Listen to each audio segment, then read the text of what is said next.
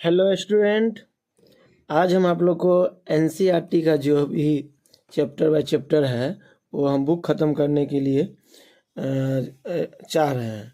जिसमें पहला चैप्टर का नाम है ईंट मनके तथा अस्थियाँ, अर्थात हड़प्पा सभ्यता।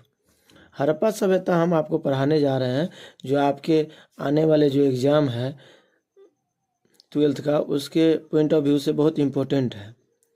तो चलते हैं, हम हड़प्पा सभ्यता स्टार्ट करते हैं। आप लोग ध्यानपूर्वक सुनेंगे और हम समझाने का भी प्रयास करेंगे। हड़प्पा मुहर संभवतः हड़प्पा अथवा सिंधु घाटी सभ्यता की सबसे विशिष्ट पुरावस्तु है। सेलखड़ी नामक पत्थर से बनाई गई इन मोहरों पर सामान्य रूप से जानवरों के चित्र तथा एक ऐसी लिपि के चिन्ह उत्कीर्णित है जिन्हें अभी तक पढ़ा नहीं जा सका है। अर्थात कहने का मतलब ये है, यह जो मोहर है जिस पे जानवरों के चित्र है, उसको अभी तक पढ़ा नहीं गया है, क्योंकि इसे कहा जाता है ये भाव चित्रात्मक मोहर है। फिर भी हमें इस क्षेत्र में उस समय बसे लोगों के जीवन के विषय में उनके द्वारा पीछे छोड़ी गई पुरावस्तुओं, जैसे उनके आवासों, मृदभांडों, आभूषणों, औजारों तथा मोहरों, दूसरे शब्द में कहे तो पुरातात्विक साक्ष्यों के माध्यम से बहुत जानकारी मिलती है। कहने का मतलब ये है कि जो हड़प्पा सभ्यता के बारे में जो जानकारी मिलती है वो उसका जो स्रोत क्या है, तो आवास है, मृतभांड है, आभूषण है, औजार है। इनके तहत हम हड़प्पा सभ्यता की जानकारी प्राप्त करते हैं। अब हम देखेंगे कि हम हड़प्पा सभ्यता के विषय में क्या और कैसे जानते हैं। हम यह अन्वेषण करेंगे कि पुरातात्विक साक्ष्यों की व्याख्या कैसे की जाती है और इन व्याख्याओं में कैसे कभी कभी बदलाव आ जाता है।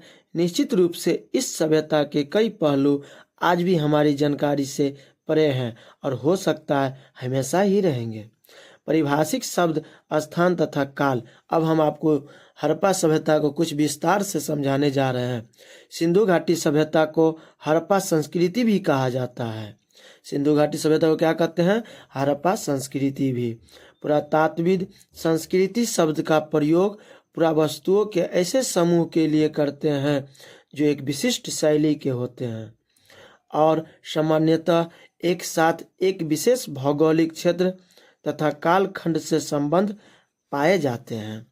कहने का मतलब ये हुआ कि हड़प्पा सभ्यता में जो भी क्षेत्र है वो किसी न किसी भौगोलिक क्षेत्र से जुड़ा हुआ है। जैसे हड़प्पा सभ्यता के संदर्भ में इन विशिष्ट पुरावस्तुओं में मोहरे, मनके, बाट, पत्थर के फलक और पकी हुई ईंट सम्मिलित है। ये वस्तुएं अफगानिस्तान, जम्मू, बलूचिस्तान जो भी पाकिस्तान में स्थित है तथा गुजरात जैसे क्षेत्र में मिली है। मुहर कहाँ कहाँ से मिली है? तो ये कई जगह से मिली है, परंतु इसमें महत्वपूर्ण जो वस्तु है वो मनके भी है, बाट भी है, पत्थर भी है और पकी हुई ईंट भी है। यह सारे वस्तुएं अफगानिस्तान, जम्मू, बलूचिस्तान जो पाकिस्तान में तथा गुजरात जैसे क्षेत्र से मिली है। इसलिए हम ये कह सकते हैं कि ये कई क्षेत्रों में फैली हुई है जो एक दूसरे से लंबी दूरी पर स्थित है। इस सभ्यता का नामकरण हड़प्पा नामक स्थान, जहां यह संस्कृति पहली बार खोजी गई थी, के नाम पर ही किया गया था। मतलब इसका जो नामकरण हुआ है हड़प्पा सभ्यता का, क्यों किया गया है? क्योंकि सबसे जो पहला प्राप्त जो स्थान है वो हड़प्पा है। इसीलिए इस जो हड़प्पा संस्कृति, हड़प्पा का जो नाम दिया गया है इसीलिए दिया गया है।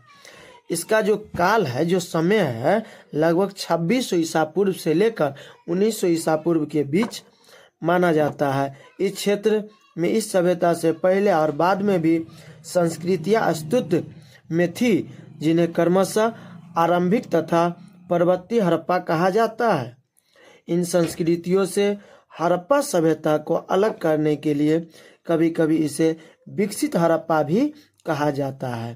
कहने का मतलब ये हुआ जो हड़प्पा सभ्यता को जो जानकारी हमें प्राप्त होती है उसको जो विकसित हड़प्पा सभ्यता है, यह विकसित हड़प्पा जो है आपको विकसित संस्कृति के नाम से इसलिए जाना गया क्योंकि यह एक जगह नहीं हुआ था। एक समय में इस हड़प्पा को अगर हम सारांश में समझे, आपको जो भी दिया हुआ है एनसीईआरटी में, इसको अगर अपने भाषा में समझते हैं तो हम कह सकते हैं कि जो हड़प्पा सभ्यता है ना, वो एक जगह मिला हुआ सभ्यता नहीं है।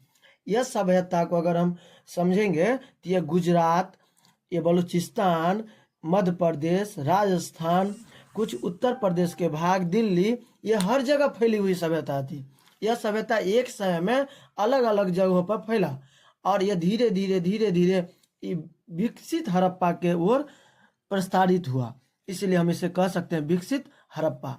अब हम हड़प्पा सभ्यता को जानेंगे विस्तार से, जो हम अगले क्लास में आपको हम बताने आएंगे कि हड़प्पा सभ्यता का कैसे क्षेत्र इतना बड़ा हुआ और किस तरह से फैला।